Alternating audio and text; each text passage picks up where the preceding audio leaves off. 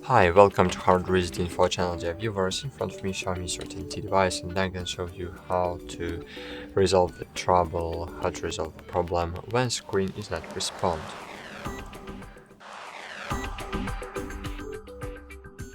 So sometimes it's because you have damaged your screen. If you have damaged screen can just not respond, and I can't help you in this situation. You just need to take your device to the customer service to fix your screen, to fix the physical damage.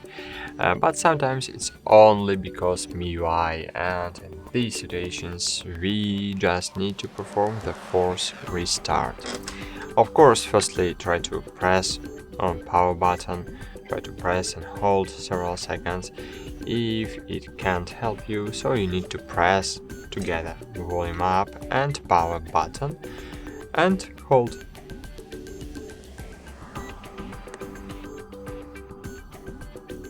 Hold for about 15 seconds or something about it, and only when you will see Xiaomi logo on your screen you can release both buttons.